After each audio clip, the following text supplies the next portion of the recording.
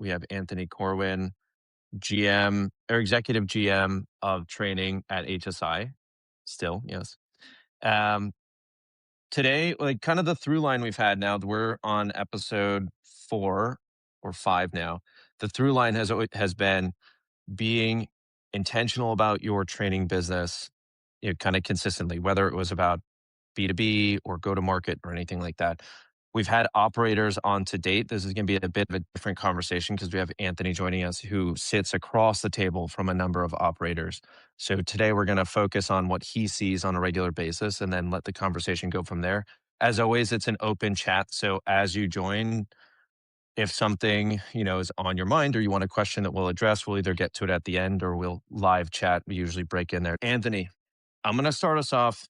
When you and I had a conversation prepping sort of for this, what would we want to talk about? We kind of got off on a little, well, not a side quest. We started having conversation about how people who are instructors are typically sitting inside of what you referred to as like a business that they can't see. And they're acting more like instructors. So I'm curious, when you say that, what do you mean? Yeah. So first of all, thanks for having me, guys. Appreciate it. Always good to catch up. I think the conversation that I see both when I talk to some of the trainers and instructors out there, and I see online for some of the feedback, I struggle sometimes with people. They seem to focus strictly on just the training, right? Delivering the class, and Hmm. that's it. And I think the struggle, the good ones use the class as a way to get in the door. And then once they're in the building, the value they can create is what keeps them coming back, right? And opens up other avenues. So whether it's understanding when you get there early to get a tour of the location, right? To get a feel for what's the facility look like, how Yep. complex is it from one place to the other, looking at where the AED is or AEDs or no Hmm. AED, right? First aid kit, do you have bleeding control? What's the kind of the setup? So when they do teach the class, they start talking about some of those specific things that they've saw. They can relate it back to the audience that they're training, right? And then that gives them more points to understand really what are the issues or pain points that they're there to help hopefully solve. So to Yep. move from being a what I would say is a instructor delivering a class to become or a transactional vendor to be like a trusted advisor, right? To where Yep. they're looking at you when they have questions or concerns or issues, and now you bring more than just a certification card to the table, right? Yep. Yeah, I think one thing we talk about with B2B, and sort of your way of framing this is that when you're sitting there in the training, hosting the class, a lot of people, if you were to say like, "Oh, what's your sales funnel?" They would see that as the end, right? Like that's the sale and that's the delivery. And you're kind of framing this as you're almost starting. That's the beginning of the whole relationship, and the sale almost starts from there. You're in the building now. That's almost like top of funnel. 100%. Because that's where you're going to understand the dynamics of the organization, right? Who's really the leader and are they all in terms of what this training is for, or are they not involved, and therefore the culture of that organization is going to be something you're going to have to try and overcome, right? In terms of is safety truly from the top down to where everyone understands the importance of it, or are they all just sitting in this class because they were told to, and now you're trying to get past that initial burden of I'm just here because I'm told to be here versus I'm teaching you today how to be ready to save a life because that could be mine, but I'm going to make sure you walk in the door to where if I did collapse outside the door, all 12 people in this class or 10 or whatever else are going to be able to save my life. Just like I want them to go home and be able to save someone else's life. Right. So, Hmm. um, but that's where you learn that dynamic when you get there. Right. And that opens up your opportunities to bring other things to the table in your ongoing conversations beyond just the class you're going to be teaching that day. So, as I Can I understand it, can I that jump whole in, yeah, yeah, John? go ahead, I think Chubbs. Yep. this is spot on because it's kind of funny to our conversation with Mike Andalina a couple weeks ago. This was exactly what he said is a lot of people are just focused on training, but not the other value add or product sale. And I think what Anthony, you hit the nail on the head is like going into this environment, you should be taking note and making observations because you've finished one part of it, which is getting in through the door, which is a Mhm. really, Yeah. really tricky part. And so kudos if you figured that out. Next being like, now that you're in, let's take a moment to establish how you can drive more value for them. And I know Mike talked at length about how he was able to differentiate himself just by doing more value added work and sales in that capacity. So this is phenomenal, even insight to taking a look at everything that's around you to be able to drive more. I think we've talked about like crash carts as well for a lot of folks that Yep. are going into, private practices or dental offices and things of that sort. So this is awesome. Sorry, John, I'll let you continue, but I just No, wanted to call that out. that's perfect. And Anthony, if I understand, that sort of philosophy probably got ingrained to you at what you were doing prior to HSI. Is that right? Yeah, I mean, I grew up in the building product space, right? So sold everything from power tools. I worked for Makita, for Hilti, got into more building product space, worked for a global glass manufacturer, and was in sales and marketing most of that time. And you're always trying to find what the pain point is for the person, right?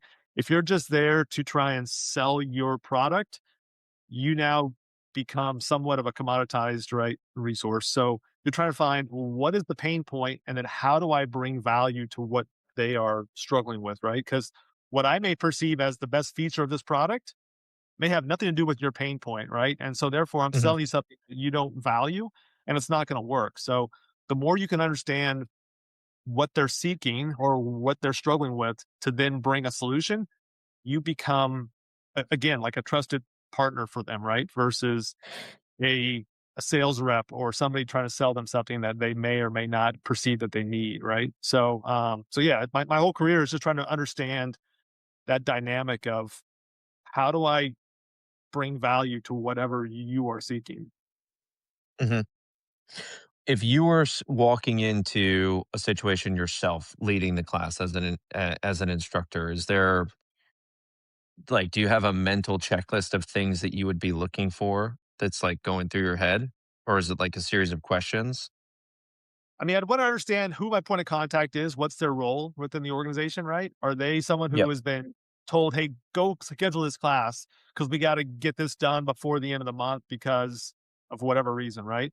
Was there maybe a situation that happened in the last couple of weeks that all of a sudden raised attention to say, hey, wait a second, this was a scary situation. We need to make sure everyone's trained because clearly we realized that we weren't ready to respond like we maybe thought we were before.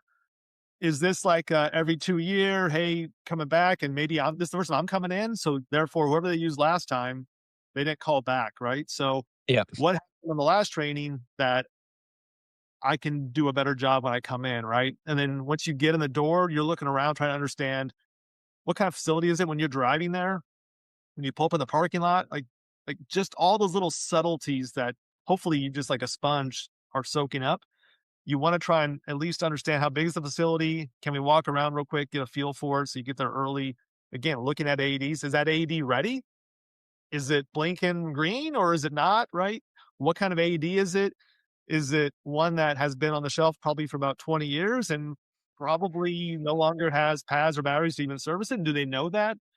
Do they have first aid kits, bleeding control, right? Where are they located within the facility? If they have one AED and it's 50,000 square feet, you use that 3-minute kind of rule, right? Which probably is not going to work to get around there.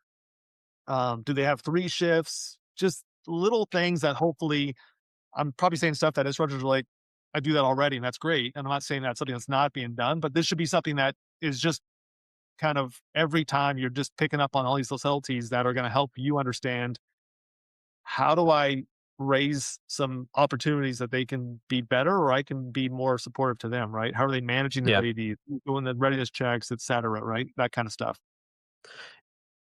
This It, reminds me a lot of like when you take your car to a service center, they do like a 10-point inspection or a 100-point yeah. inspection, whatever it is. I think it's like one of these things that either before or after you do this training, you spend a minute to have your checklist to say, "Uh, hey, as a part of me coming in, I'm going to do this for you. Here's the evaluation at the end of it." And I'm genuinely curious. I know we've got a few people in the chats. Like, how many of you do go in with some sort of a checklist, or is it just a mental thing? Because I think that would be phenomenal. I think, and this is super valuable for people to know. Like, yeah, I'm just going to pull open one AD and see if everything is, you know, up to standard. I'm envisioning like Shubs, like the 10-point inspection. I had this mental image of the difference between what Anthony's talking about and probably what most people would default to. Say you're going on site, you're in an office building. Most people might default to like, okay, where's the room I'm going to? I'm going to get there and just start Projector setting up the setup. class. Yeah. Yeah. Right. I'm seeing like someone who is probably walking, take an opportunity to maybe walk around the office, assuming that there's space and they're spending time doing something else, almost like doing just Anthony, you're just basically you're describing just some level of discovery that's happening at that point before they're even going into the room to start teaching the class.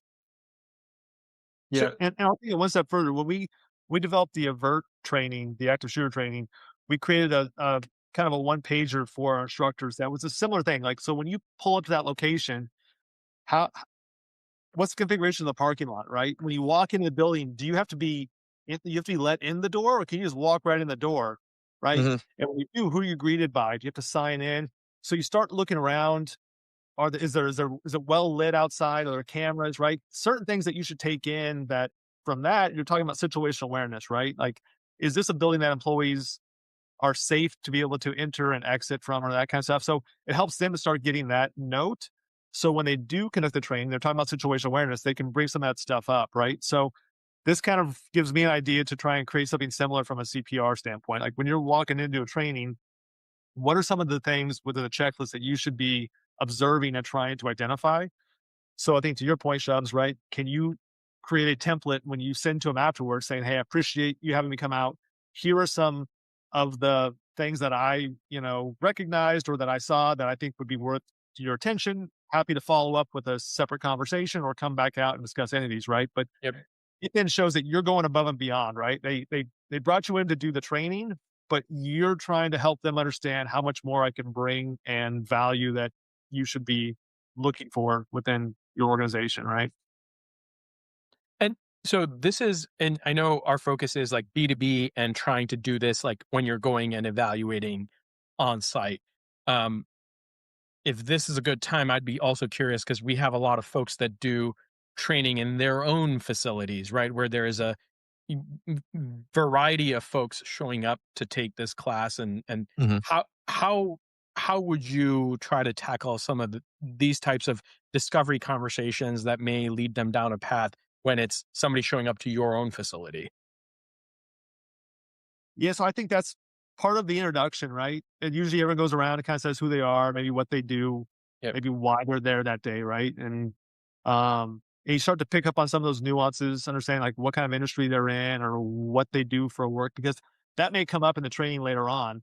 As Yep. you're going through something, you're now trying to relate it back to what their day to day life looks like, right? We're teaching life skills that can be done in the office, out of the office, right? On the weekends, et cetera. But you want to help them understand how this could be relevant to what they experience on a day in, day out basis, right? So I think that's always valuable to understand who is in the room.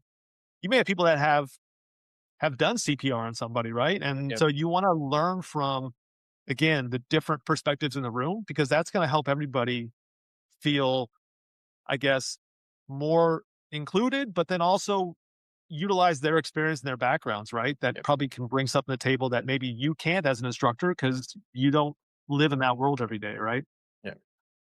The thing interesting, I think we talked about this too. It's interesting about the either active shooter versus the CPR class. The CPR class is a mandated class that almost everyone has to take. So you can more often, like I think you were talking about this, you have more often you could be in a situation where it's the behavior is we're mandated to take this and you have to make that transition. Second, someone who's an instructor might bridge to trying to teach something that's not necessarily mandated. You're in a sales process. And what made that made me think about something back when I was starting in my career. Someone said, sales starts at the point someone says no. If everyone's just saying yes, you're just taking orders at that point, and you have to almost transition to like a typical sales process. Can you expound a little bit on that dynamic that you see of people bridging from like a mandated versus more? elective Yeah. certifications. Yeah. I think compliance, CPR is based on compliance, but for the most part, right? I'm not saying everybody Yeah, that gets CPR trained is because they have to for their job, but a majority of people are there because it's a necessity for what they do, right? And it's a good thing. I wish it was more, right? I wish everybody that got a driver's license had to take a CPR class, right? I think we'd be in a much different state if that was a requirement at an early age where we're talking AEDs, we're talking CPR, and it's like a yeah, fire extinguisher. It's nothing that's new or revolutionary, right? Um, but I think when it comes into active shooter training, because it's not the same level of mandate or compliance driven, it's still more of something that requires a conversation, and who you're talking to has to truly understand the value of what that training brings to the table for their employees, yeah. the community, whatever, right? And it's a different dialogue than what most instructors have experienced with CPR, right? At that point, you're trying to distinguish what I can do to bring CPR training in. How does that work? What can I offer? The other stuff, they're usually not coming to you unless they are a little bit more forward thinking in terms of, hey, we want to make sure our employees are trained to respond if this were to Yeah. happen, right? Yeah. And so that's an easier conversation. But to introduce that, a lot of times the conversation would be like, well, I don't think we need to have that, right? Or I don't want to bring that training in and scare my employees or scare something else. And it's going beyond that. Like we're trying to teach you life skills that gives you the confidence and a kind of a mental toolbox of what to do, right? Whether it's in this office environment or it's outside of it, right? Learning how to put a tourniquet on and situational awareness, that doesn't only require when it's an active shooter situation, right? That's everyday, hopefully, activities that everyone picks up on and can be a little bit better by understanding what they're doing and not looking at their phone every minute of the day when they're walking in and out of a place, right? Learning where to park in a parking lot. Maybe it's a little well lit area versus away from all the cars so you don't get dented, but it's dark and maybe leads you a little bit more susceptible. It's just those nuances, but it's a different conversation today. I hope going forward, it'll start to kind of evolve like CPR, where there is more mandated training for like active shooter. California's put some stuff in place. There's a few other Yeah. states where they have certain professions require it, but it's still kind of on the cusp, I think, of where it needs to go, unlike CPR, where it's kind of pretty entrenched in terms of a compliance standpoint. On that note, where we started the conversation, we were talking about instructors being more engaged and thinking beyond just delivering the certification in the class. I think as an industry, we are moving almost away from an instructor and more towards a standardized, heavily facilitated, self-guided approach to certification. Some of which could be driven just by the behaviors that happen around mandate. Who knows? Um, I'm curious for your take on the role of the instructor going forward. I know we briefly talked about this even in Phoenix too, but I think Yeah. it'd be good Yeah, for folks to hear it out loud. yeah, Yeah. Yeah. I think our opinion, and we're all in on the instructor, right? I think, like I've said a few times before, like when I think back to the classes that I took that stood out, or the coaches, or the things that I did, it wasn't the subject, it was the teacher that taught it, right? Or it was the coach that kind of stood out versus the others. And so to me, the training it's standardized, right? Like 30 compressions, 2 breaths, right? No matter what the brand is, we all have to meet the same objectives, right? But I think where the difference comes in is the instructor. So they take a good class and they can make it great, right? And yep, not all classes are the same, right? In terms of the experience level that that class is bringing. Are they part of a CERT team where they get training on a yearly basis, multiple types of trainings? Are they this is the first time they're learning what an AD even stands for and what it looks like? Those are two very different classes that you're delivering. Maybe the same certification card at the end, Yep. right? But the class is very different in terms of yep, how you should approach it. Just like different instructors. If one instructor is a been a paramedic for 20 years, right? They're going to have different understanding and tools to bring to that training and the table that somebody who isn't wouldn't. So yep, we look at like, hey, the instructor is not really they are the product, right? So they are the ones that are delivering the class. They are understanding, how do I best get this information so when they walk out, they're confident to do what they need to do to save a life, right? And in whatever means possible that is, um, leveraging their experience, trying to see the people that are in the back of the room that are kind of hesitant to really Yep. engage and bring them out, right? Because that's what you're there to do, is to make sure that when they walk out, that person may save your life potentially, right? And you don't want to have later on realize that, you know what, we just kind of went through the motions and people left to get their card, but they don't really know what to do. And then that's kind of a unfortunate situation that you put the time in and they didn't walk away with the confidence to save a life. So, but that's how we've always done it. We give the instructors a lot of flexibility, because we think that's what takes that class to the next level, is what that Yep. instructor can bring to the table. I'm Wait, I'm go kind of ahead, Chubbs. curious on this too, because I know we've briefly talked about it, but I don't think I've explicitly asked folks this question. So I'm kind of curious to get your perspective, which is, I know like there's brands that will do, your virtual mannequins or smart mannequins, whatever you want to call them. Um, and I think I can see value. My wife is a physician. She has to take this training relatively often. Uh, but I could see value in, like, even I've when we had our firstborn, I took a CPR class. But I think if you were to ask me today, do I feel confident in being able to run CPR? The short answer is transparently no, because I don't have the reps in that I think people need. So there's a part of me that sees like, oh yeah, it's nice to have a device that I can practice on at, a relatively tighter frequency than once every 2 years, or hey, it's an optional thing that somebody takes. So I could Yep. see value in that compression of learning, right? Because I think practice makes perfect. Yep. Um, I'm curious to kind of, and it I 100% also in the camp of like instructor-led training, because even when, I've taken swim lessons or things, I prefer a trainer to tell me how to do things because it's bespoke and it's teaching you, it's working with you, as opposed to this is the thing and it's going to react to it in a very standard manner that you need at the end of the day. So I think that there is a progression of what needs to happen, but I'm kind of curious to hear your perspective at to reframe the question of, at a macro level, what is like, is once every 2 years enough? And if the answer is no, then does this device make a good value add rather than take away? And I'm not trying to throw anybody a curveball. I'm genuinely asking this question because to me, if we're truly trying to solve the problem of let's give compressions and be really, really effective at it, we have to look at the whole problem. Yeah. Yeah. I don't disagree that more is better, right? Like Yeah. with anything.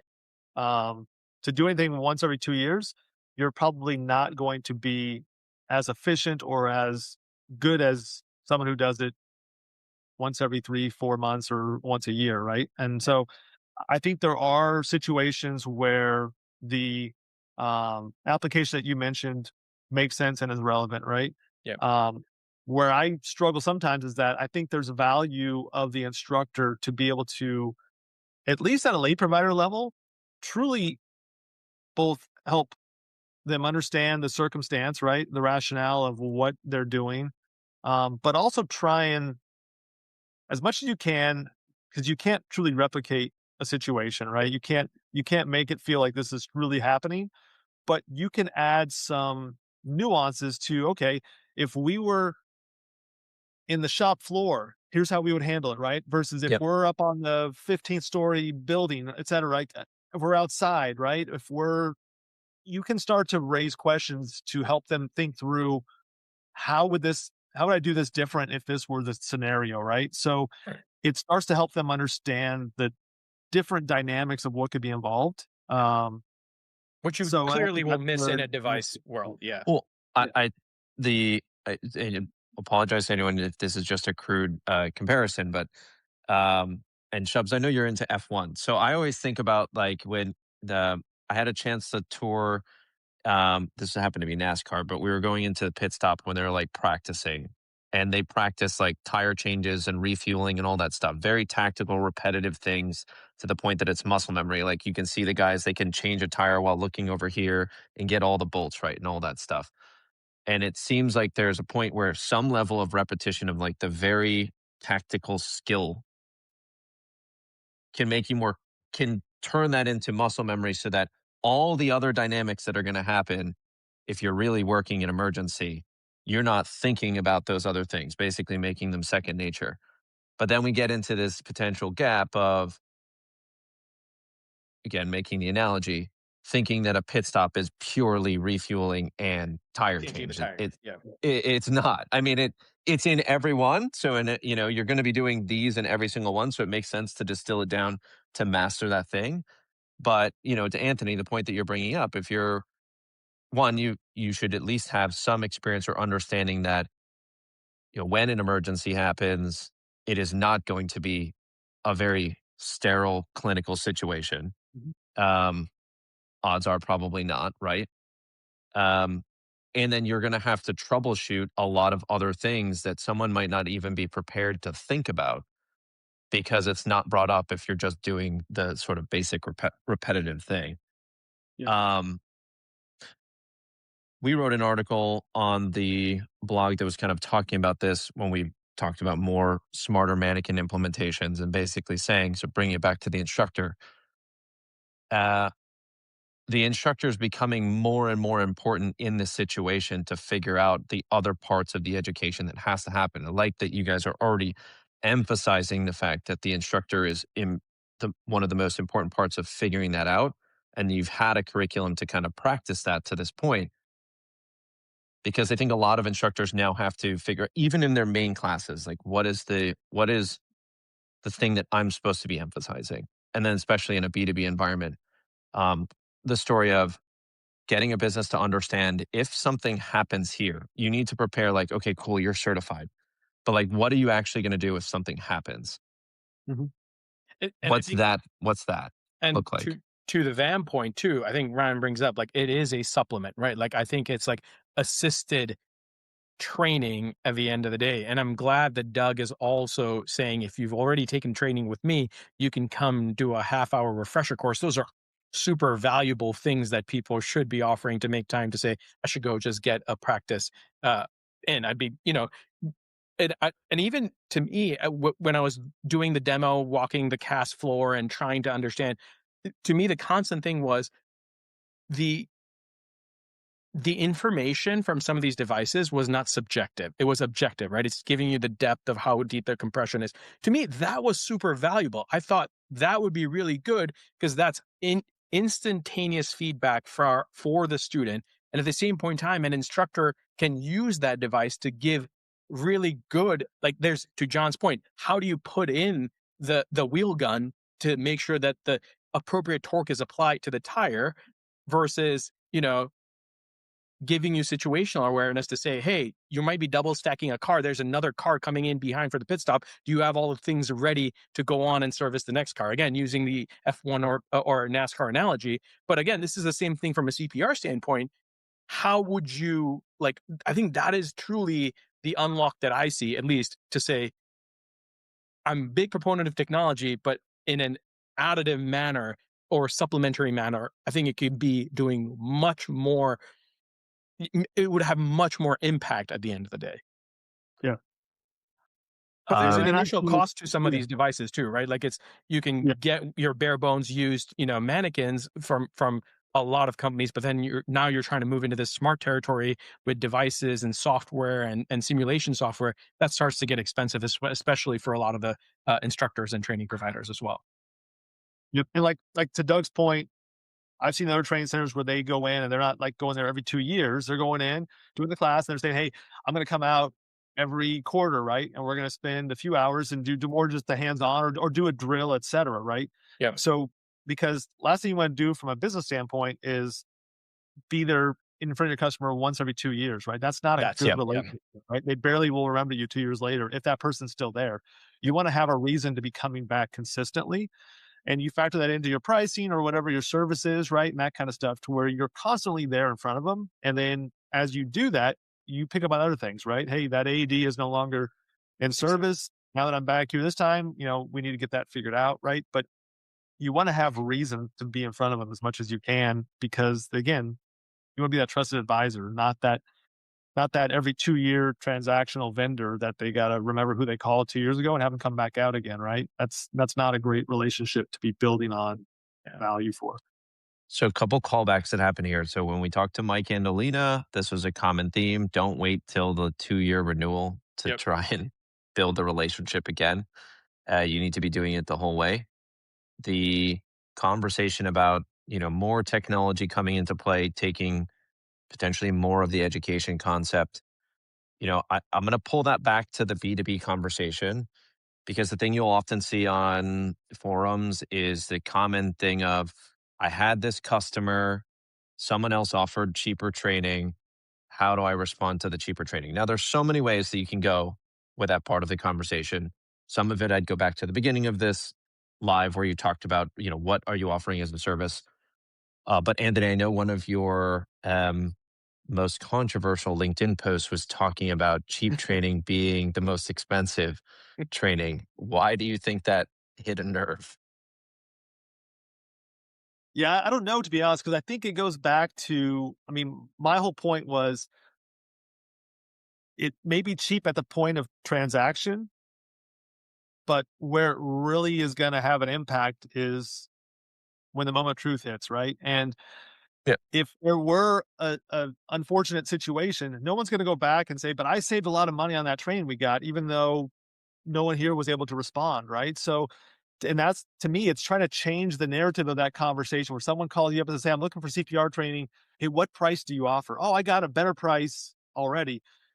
You need to understand, okay, well, what are you looking to accomplish here, right? And if they're literally just trying to get a class to check the box and they have no interest in truly what the readiness is going to be for their organization, I'm not saying that you got to try and make sure they understand the importance and the value of what they're doing, but you're selling readiness. You're not selling a certification card, right? And you have to understand how the dynamics of that is.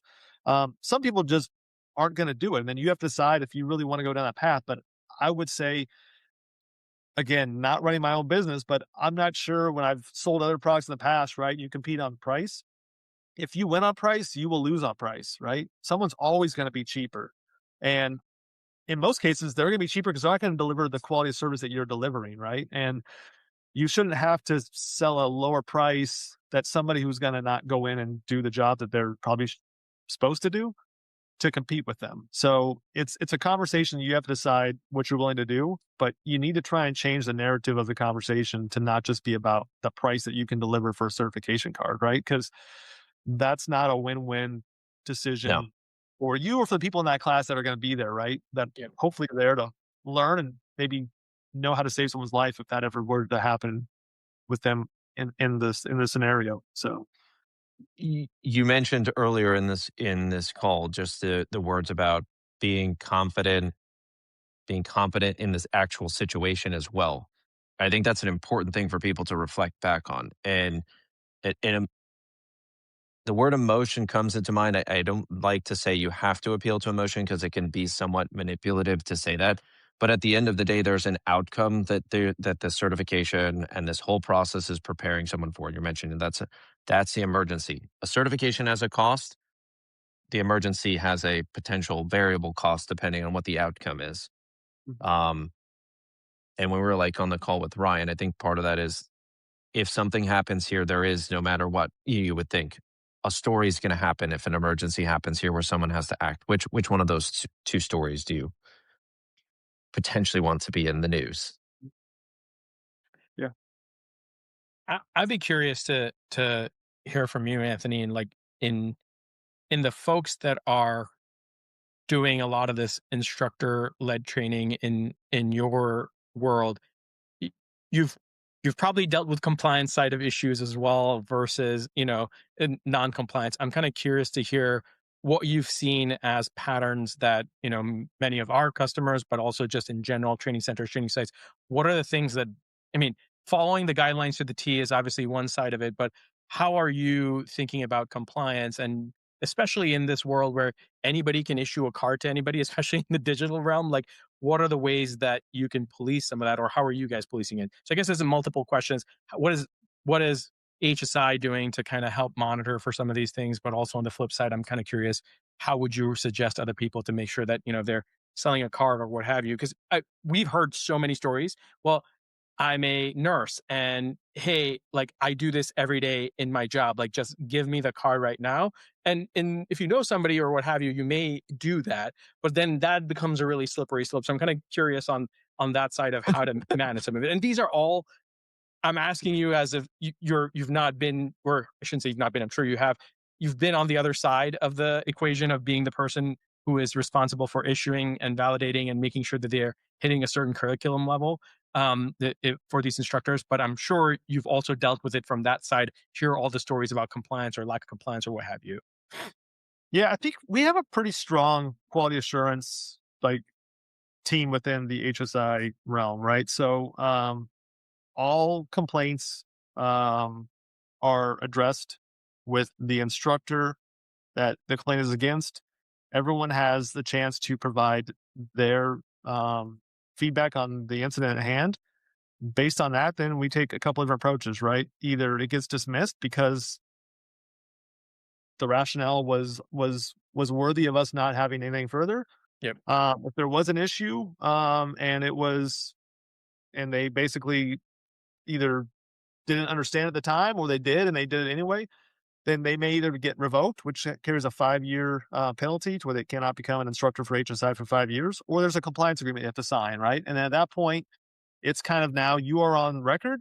If something else comes up, you could be revoked, right? I'm not on the quality assurance board Mhm. just for a conflict of interest, right? Yep. We have a legal counsel, someone who is a training center director, like an independent training center director, and we've got our uh, vice president of quality, our director of instructor development, and then our quality assurance person, and they review all the different claims that come through, and then we go through it.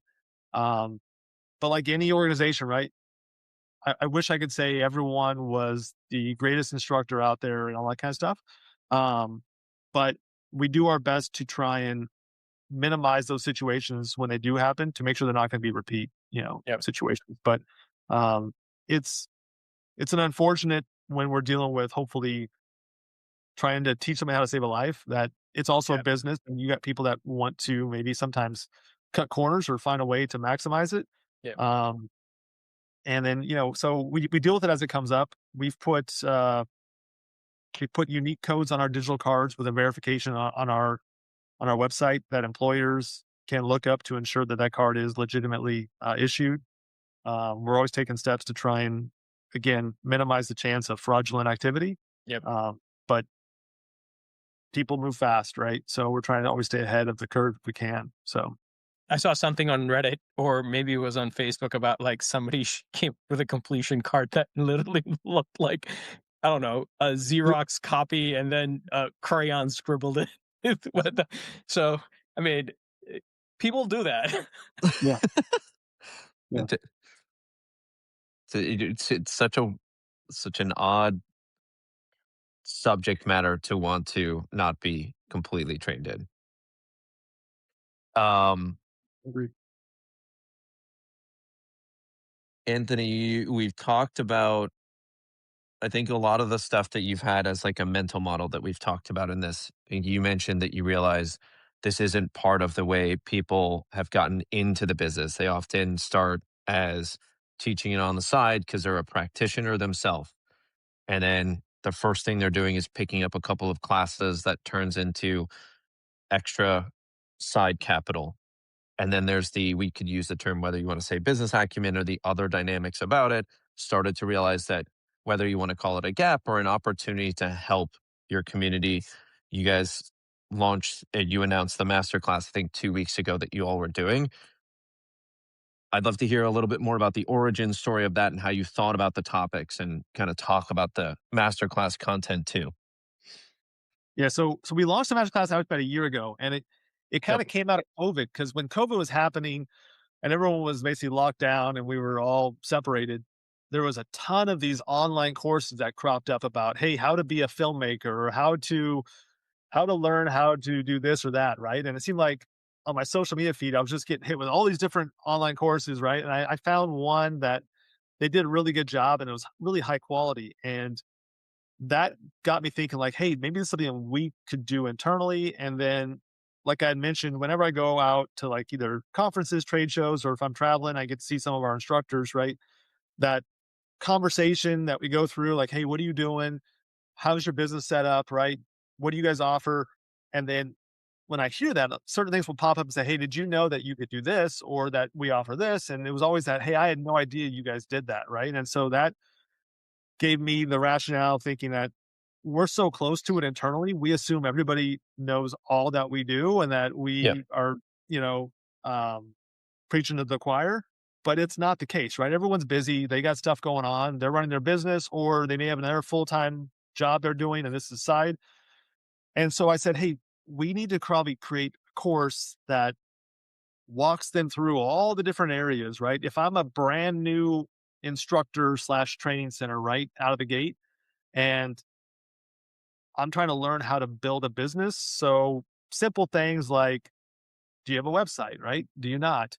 If you have a website, are you leveraging SEO? And we don't teach them how to do SEO because that could change on a monthly basis and everything else. But we want them to understand what SEO is, right? And to, If you to guys use it start correctly. launching an SEO certification, then Yeah. So we want to bring those things up though, at least. And then we talk about, okay, so who is your audience, right? So if I'm like, hey, I want to target dental offices, right? And I'm in the state of Ohio or I'm in the state of Florida, like within our portal, we go in and we show all the approvals, whether we have approval or we don't, we'll still show it for what those different regulatory agencies are. So yeah, they can walk in and say, hey, like dental agencies in this state, HSI is approved for BLS, or they're approved for dental hygienists for CPR 80 first aid. But you want to understand who your audience is and do you have the requirement that's going to what they need to do. Then you start to figure out, how do I then build my pitch, right? How do I find my target audience, understand what I'm delivering that has value, and then how do I go out and seek that?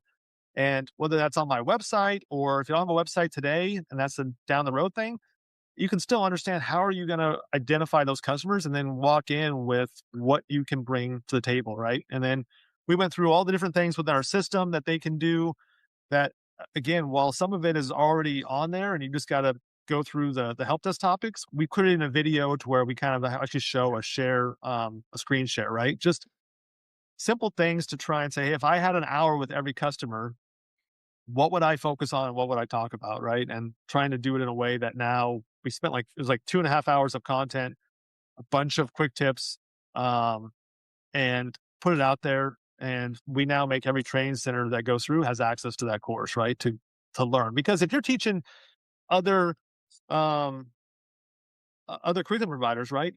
While we all have the same requirements, we all go about it a little different way, right? It's Chevy, Ford, Toyota.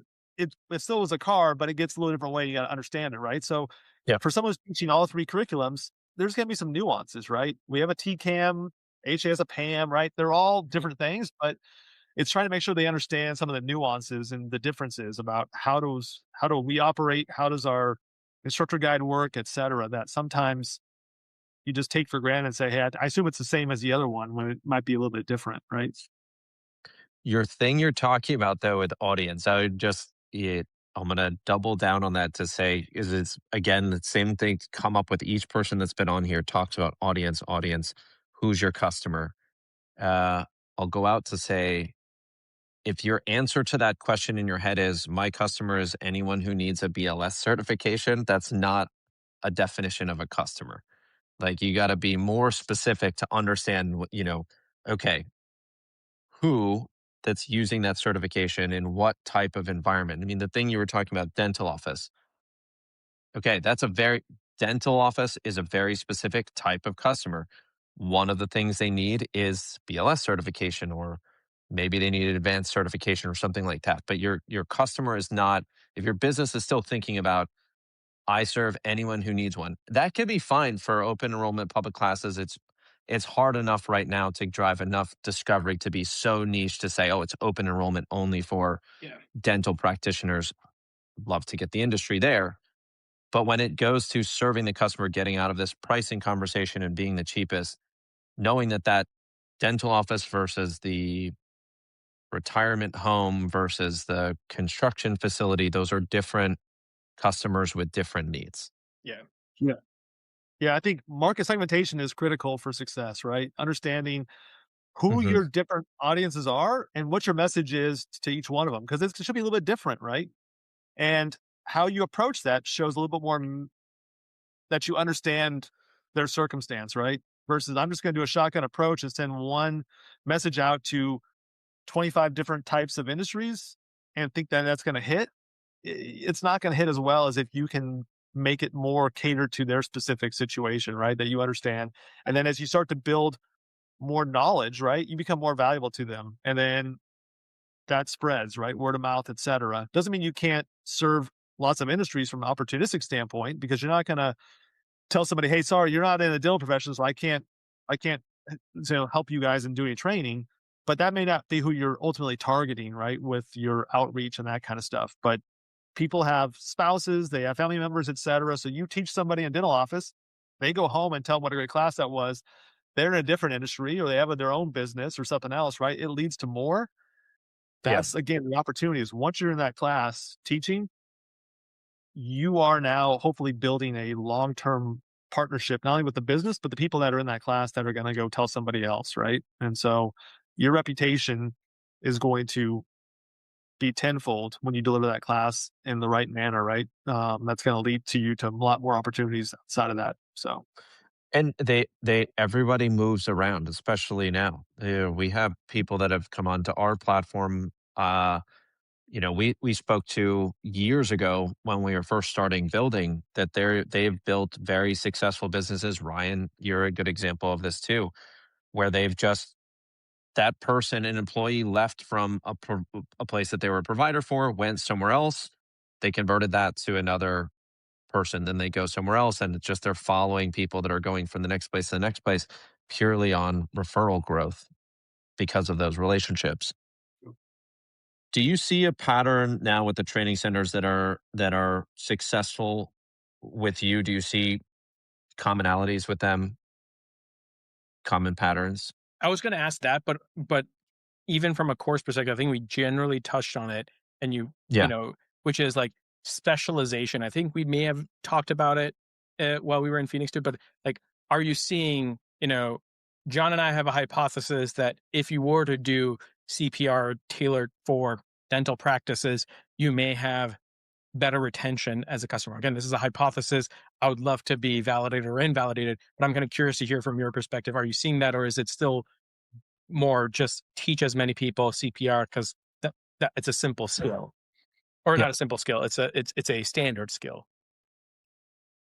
I guess it would depend on how they go about marketing their business, right? If you're Mhm. doing it from like a website perspective, you probably need to have pages set up for different industries, right? To hopefully help when people are searching, right? And then that kind of stuff, Yeah. it's going to help that flow through. And then you need to be able to show that, hey, this is an industry that I specifically focus on, right? Or cater to. Um, if they're just doing outbound, right? Then it goes to how do you create that message that helps, Yep. that recipient move past just reading it to actually respond or to reach out, right? Um, but I think that the training centers that have had a lot of success that I've seen, it's all about trying to again ensure they're delivering value to their customers and finding other ways that they can do more than just deliver a class, right? Whether that's AEDs or first aid kits or service, or some are getting into like other safety training opportunities, right? So it kind of depends on what your skill set is and how wide you can go with your capabilities, right? And some will bring on instructors that have different backgrounds, right? That may cater to active shooter training, they're law enforcement or former law Yep. enforcement, right? That kind of stuff. From a medical standpoint, if they're doing more of the healthcare type classes, you bring someone who's from that field, right? You start to try and differentiate yourself by how you establish your business to then go out and find ways that you can bring more value beyond just a certification class that a lot of other people can deliver as well, right? And then it goes down to then a price, right? You want to make sure that it's never just a price conversation. It's here's all the services that I can bring and the value that I can bring to the table once we get established that I can hopefully come back and help ensure that you are reaching out to me when you have questions or concerns about something that I can then come and help work through with you, right? So you begin with CPR training, and then you either as you build success by doing the things that you kind of described, right? Doing the discovery for the salespeople that are in when you're walking into the environment, you're always having a conversation about what you could be doing more for them. And Yeah. then taking the opportunity to say, hey, I may not necessarily have all the skill sets to do an active shooter training. I'm going to partner with somebody who I can bring on to help facilitate this and drive more value to the customer, also drive value for my brand and my business to kind of keep growing that. And I think one of the one of the reasons I think when we initially even talked to you, Anthony, when we were wanting to integrate our software, we said we wanted to be a multi-agency, multi-catalog platform for this exact reason. I strongly do believe that people should be offering different choices, not just healthcare training, but broader training to round out their business as a service that they provide because everybody needs so many different types of trainings within a facility. If you're doing again, unfortunately, if you're doing training for a daycare or a school, they may see tremendous value in wanting to do active shooter training, right? Like those are really good parallels that you could be servicing them as a whole in addition to doing AED training or selling them AEDs or selling them first aid kits or whatever that might be. So I think this is absolutely spot on to say your business should not just be I do medical training, healthcare training, but if you want to grow, you could do that and you could be Yeah. successful at that. But if you want to grow, building a catalog or a roster of training that's again across the board important for your customers is the right way to think about it. And doing it as scalable, right? Like you don't Yep. want to try and go out of the fence and I'm gonna have a whole laundry list of things that I can bring that I'm not really good at, but I have a huge list of my menu items, right? So Yeah. um I look at it like you've got In and Out that does a few things very well, and you've got like Jack in the Box where you can get tacos, you can get hamburgers, you can get, egg roll, right? That's a lot to be able to compete with. So I was looked at in my career is I may not always have the solution that they need, but I want them to reach out to me first to ask. And if I don't, I'll say I don't, but let me do some calls for you to see if I can find somebody It's a and help good way to because convert too. I want them Yeah. always asking you first and foremost, right? And then you start developing relationships. Maybe it's not even inside your own training center, but other companies that do um, different services that still fit within the safety genre.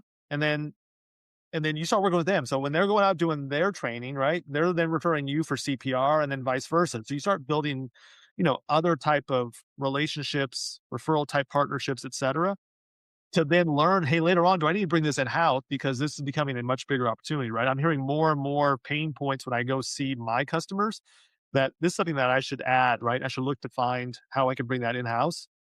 But upfront, you just find other partnerships out there that do that, and then Yep. you can work that relationship to say, "Hey, I'm gonna talk about you, you talk about me when you're doing your training," Yep. and it's a win-win for everybody, right? But I still want that customer calling me to ask me first and foremost, "Hey, do you do this?" And I wanna be the first one to say, "No, but let me see what I can find for you," right? So they look at me as, "Hey, I'm reaching out to him first, right, before anybody else." So One thing I've noticed in each answer you've given, uh, you have like your mental model is that if someone's talking, just take CPR training as an example, that you're almost envision you have like a portfolio of stuff that's in your head. And if someone's just talking to you about CPR training, you very much see that as like one part of many things that you could provide as a service, which is I just want to call that out explicitly because I think a lot of sales or how you're going to approach your customers is what your mental model is. And perhaps a lot of that is driven by the fact that, HSI has a broader catalog of other stuff that you offer. Whereas people who may be teaching for an agency that's very specific to, call it resuscitation, may only see themselves as delivering, again, one part of a complete level of preparation depending on the business type. Like Shubs, you said, you're going into a school. Today, they need active shooter training. Emergency response is also going to be part of that. You should be looking at call it the holistic picture. An interesting thing there is like, Anthony, you've got that in your head almost like you have this mental checklist of here are all the things that I know this type of business is going to have to have. So there's a what you call it in business, you call it share of wallet to yep. look at it transactional, but you can have it shared of the emergency response protocol, whatever that's going to be. You're seeing yourself as like, all right, I'm in the door and I've got one. I'm here for the resuscitation or I'm here for the active shooter training. But you know they need all this other stuff. You're Yeah. mentally doing that inventory in your head. I don't Yeah. think a lot of people Early are, in my are thinking career about it that way. yeah, early in my career, I was just taught that, high, deep, and wide, right? When you get into an account, right? You're trying to find, I'm coming in for this, but what else can we service and bring to the table, right? And so you just constantly looking for that. And in some cases, that may not even be on their radar at all, but it should be on yours because you want to make sure that you can help them understand this should be on their radar going forward, right? Because this is something else they should correlate back to you as far as bringing that value into. And then it's always just trying to differentiate yourself, your business from others, right? Because Yep. it's a competitive marketplace, no doubt about it. And you got to figure out how do I fit within this market, but differentiate myself to where I'm not truly competing head to head with other people, right? Because I bring a much different uh value propositions to the market than someone else does, right? Whether that's other solutions, other services, or my experience, my background, or the value that I'm bringing to the table, right? That other people may not have. You've got to always find those ways to say, hey, how can I be looked upon as being more valuable to my customer than Yeah. yes, that certification that I'm providing, right? Because that's a hard business to be in just to sell certification cards. Ryan made a comment in here, and Ryan, I'm gonna if you see how fast you can type. Hopefully, you're on a keyboard, not thumbs. Because when Anthony said the point about being the first person that they contact, I thought of you because you have those relationships where you've got him, you have instructors that are with people that are customers of yours. And we've talked about, how do you maintain that relationship when the instructor would be free to go build a relationship somewhere else? I mean, you still have that, being the type of person that they reach out to for help, I think is, yeah. Taking a CPR class or getting your oil changed. Uh, yeah. I've seen margaritas a lot being offered. I've seen a lot of margaritas and CPR classes as a Really? thing. Yeah, yeah, yeah, I haven't yeah. seen that one. As a exciting event, and I think this also harkens to people wanting to make CPR engaging and memorable and anchoring for folks who are coming in to take the training. But again, Yeah. I'll also add the same thing that Ryan said is just not going to the other end of the spectrum. They shouldn't be remembering CPR training for the delicious margaritas. They should be remembering CPR training for, I don't know, learning how to do CPR training. Yeah. Anthony, I'm curious from, we've talked about some of your largest customers. Um, I'd love to hear how, from an HSI perspective, what are other areas where you're seeing opportunities training? I think we've talked about active shooter training a whole lot. How have you seen folks expand their catalog too? Because we've been talking about expanding the catalog you should be seeing and reviewing all these things. Are there patterns that you're noticing in your training providers where, they began with CPR and now they've started to see? I think for folks that have joined and who watch the video, I think it'd be super helpful to understand these are the next, Mm. logical supplementary additional things that you can start teaching, and there's content already available through you that they could, use and drive more value for the customers at the end of the day. Yeah, we try and have a wide portfolio, right, that gives instructors more reason to go back other than every 2 years, right? Not to Yep. say that every customer needs all the classes or all the courses that we offer, Mhm. but it's certainly out there. So we've seen, like, the Stop the Bleed initiative really took off probably about 8 or so years ago, right? The government initiative that came out, maybe it was even before that, and then we created a course, Stop Life-Threatening Bleeding, right? Because the 2015 guidelines didn't really focus on bleeding control, right? And it came up in the 2020 version of it where they introduced tourniquets, that kind of stuff. But we took it to the next level to truly create kind of a stop the bleed STAC course, right? Where for I think it's like 90 minutes, but you get different types of tourniquets, commercial tourniquets, that kind of stuff, packing a wound, pressure. It just goes farther and deeper than the first aid portion of the CPR AD course does, right? 'Cause a lot of people want that.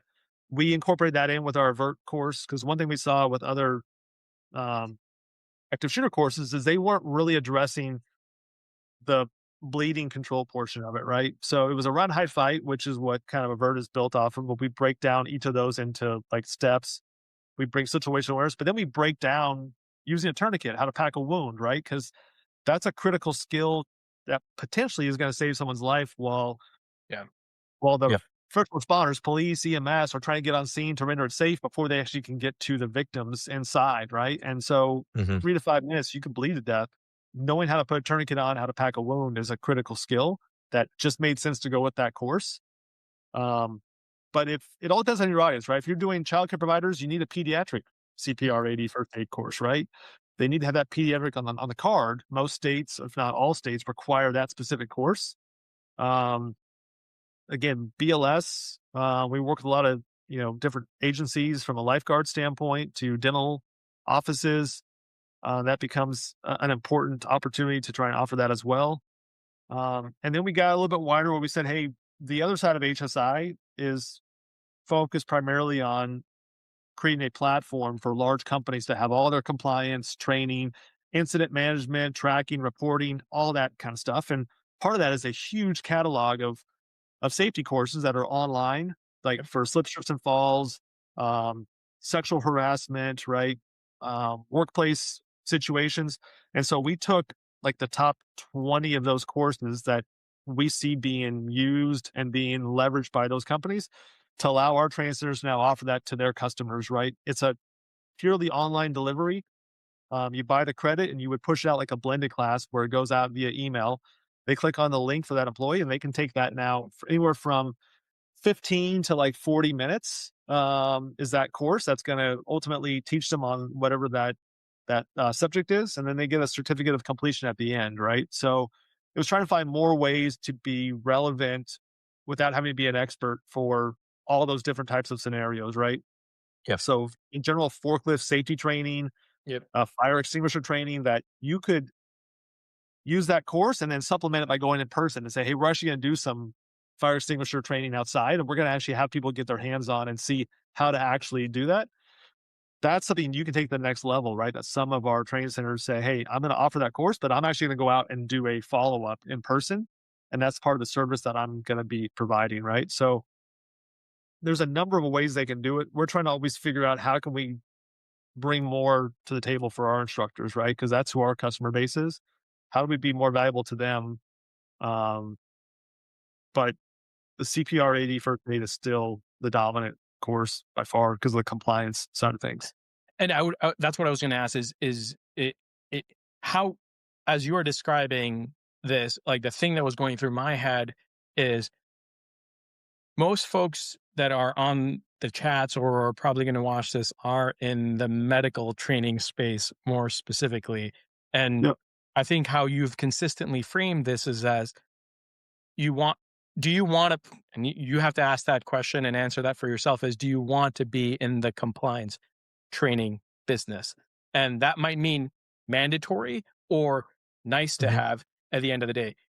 I know for a fact that so many dental practices and outpatient surgery centers and things of that sort, a lot of them, now it may not necessarily be in your wheelhouse, but it tend to also need cybersecurity training because that is one huge vector for attack for PII and any of that information getting out, right? Yeah. Do you, if you think of yourself as I'm going to help you with compliance as a whole offering, then should that be part of your repertoire that you want to offer a cybersecurity course, especially if it's online and can be sent out and gently customized or what have you to be able to. It may not be in your wheelhouse, or you may want to partner with somebody. I think you've talked both aspects of it, but I Yeah. kind of want to see like, do you see that being successful as like, or successful training centers that have been there are going from medical training to being more broader, like I'm going to solve your entire compliance problem? I think it's hard to go too wide with your solutions if that's not something that you are comfortable with, right? Or Yeah. have some level of expertise in because and like cybersecurity, like that changes on a daily basis, right? I Yep. know from a company standpoint, like I got courses coming through every day I got to take to try and maintain, and we're changing systems, et cetera. Like that's not something that I would want to offer. Even if HSI gave you a course to go out and push, the question is going to be is that's your customer you are engaging with, right? And if Yep. they take that, hey, I had some follow up questions to that we got raised with us. Can you answer these? If that's not your expertise, I don't think you want to lead out there with something that Yep. you're not going to be able to follow through with to show that you are confident with what you are providing, right? So, Right. um, I think that was like Ryan mentioned earlier about, you know, renting U-Hauls, right? You want to go, you don't want to Yep. dilute your brand because then that's going Yep. to fall back on you. Yep. It's got to be with what you're comfortable in that fits within that safety, genre of training, et cetera. And then Yep. as you bring more people on, maybe you bring someone who has an expertise in that type of stuff, right? And then you can expand that way. Or you But if partner it's with an not, organization that Yep. may do that. A lot of, yeah, value-added resellers that are in the software space, managed service providers, they offer that as a built-in solution and training, and that would be a good partnership to do as well, to say, "Hey, we'll sell you your Microsoft Office license or Teams license, and we'll do your, compliance training for cybersecurity as well." yep, yeah. But you have to feel comfortable and confident with what you are offering Yeah. because again, people do business with people, right? Yep. That they're going to come back to me if I sell them something to ask a question about or whatever follow up, whether I built that course myself or I got it from somebody else. I need to have a good understanding of what I'm offering them, right, and what I'm providing them. And if that's not something you're comfortable with, you probably don't want to go out of the gate with it because it's going to look bad on you, and they're going to question other stuff that you're offering, whether or not you are Yep. the expert or not. So, um, it's just building that reputation that you want to have. So, I'm gonna pull us to a close here. We've gone a good amount, so thank you, Anthony. I think the theme that I would kind of leave with here that we kept talking about was, and you kind of nailed it in your last sentence, people do business with people. And as an instructor, that is like your opportunity, especially in a B2B environment where you're going on board to figure out more that you can offer the business that you're now building a relationship with, kind of going into your customers with that perspective of what they actually need for their business more than just the certification. Um, and that's going to continue to be true as everything else that we've talked about. Technology in the space evolves, potentially taking on more of that certification process. You still need the instructor. If there's anything else you'd like to add to that as we close, the floor is yours.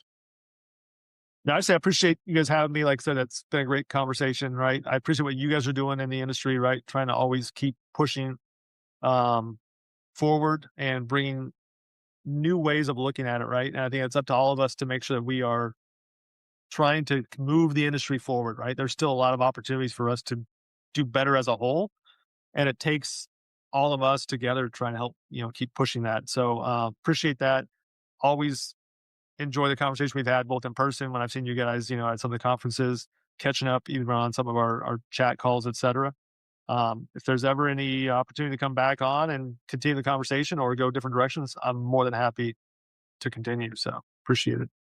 Do any of our I would love live that. folks have any questions for Anthony that would be helpful?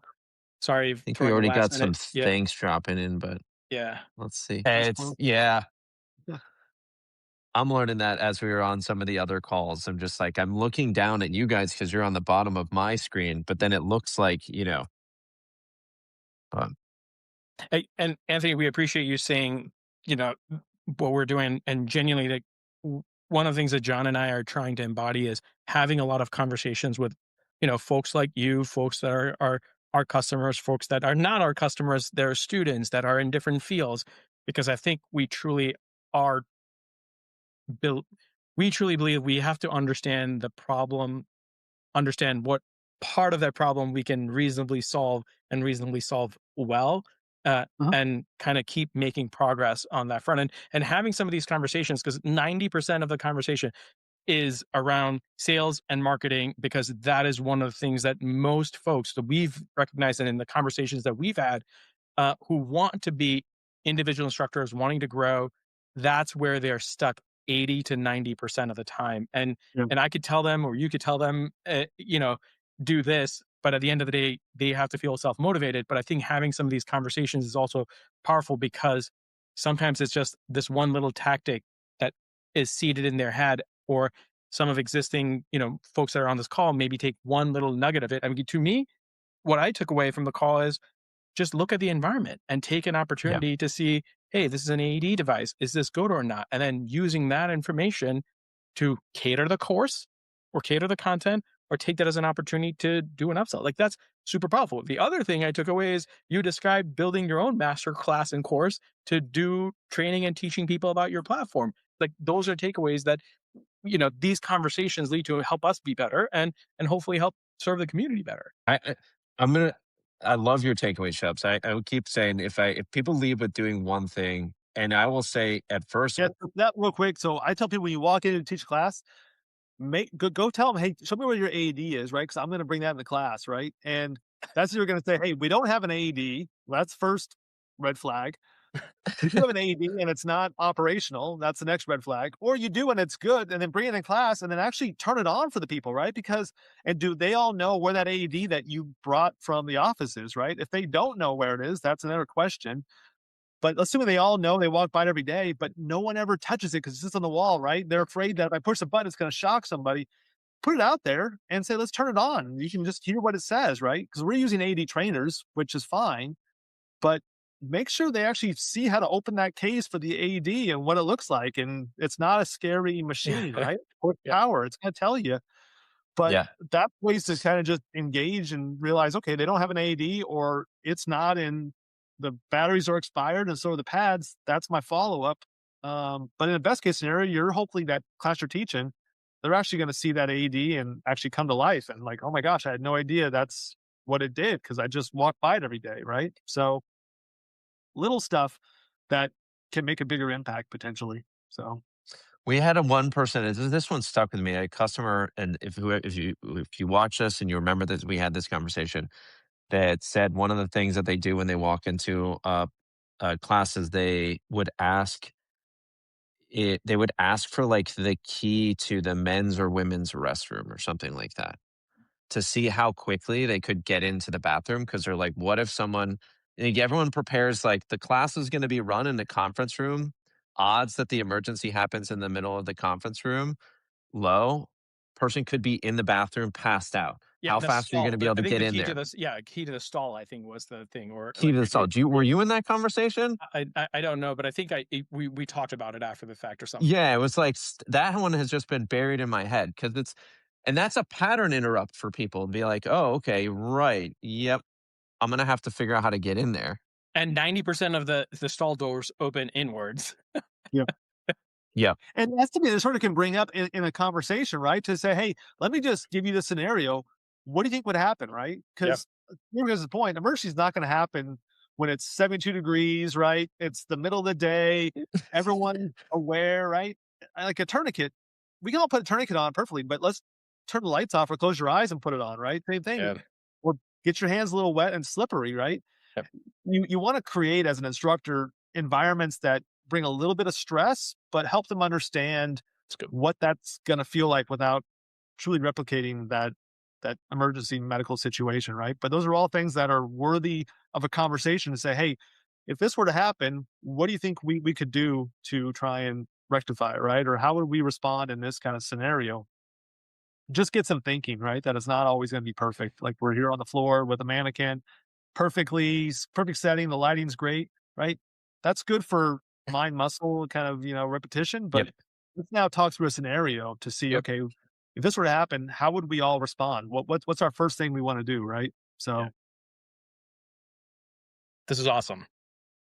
Thanks, Anthony. yeah, 100%, man. It's been fantastic. Couple We people popped in who have taken the masterclass course with high praise. So if you haven't checked it out, check it out. I will grab a link from you, Anthony, if I can, or just stuff when I do the recap and send everything out, copy of the video. I'll put some stuff in there. Um, as well as links to the socials to track Anthony. If you want to get involved in the conversations, follow LinkedIn. There's some good activity that's going on there too. Anthony's consistent. I appreciate Yeah. that. I read. You're consistent. I'm usually like a sleeper. Sometimes show up and say two things, be like, "Hi, I love my cats," and then I bounce. Uh, You get the algorithm though that pushes the note like Shubs hasn't posted in a while. Go check it out. So you have high hit rate. Yeah, I High log hit in as rate. a bunch of different users and make sure that I read that it's not hit the peak, and then be like, "Oh, it's showing up," and then I go read it. Yeah, I Um, post every Tuesday and Thursday, and it's just become more therapeutic and cathartic, right? Because a lot of it's just personal or historical stuff that I've got over, and then I try and have some stuff that's CPR, HSI related as well. But it's stuff that helps me kind of just not forget about where I came from or the stuff yeah. that I've learned and lessons. And if someone reads it, great. If no one reads it, I at least get it put on paper, and it helps me sit down and make sure I'm remembering things that I've done or experience I've had, good or bad. So So we did have one question. I think Brian's asking, how do we get into the top 5% TC in HSI? I mean, um I think we just yeah. talked about all the things that they should be doing, right?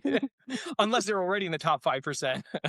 Yeah, so I think what he's alluding to is we started, I think, last year where we would send out at the end of the year, so in January for the previous year, and then at the halfway point, where the TCs fell within percentile of training centers, right? And that was all Yeah. based on certifications, et cetera.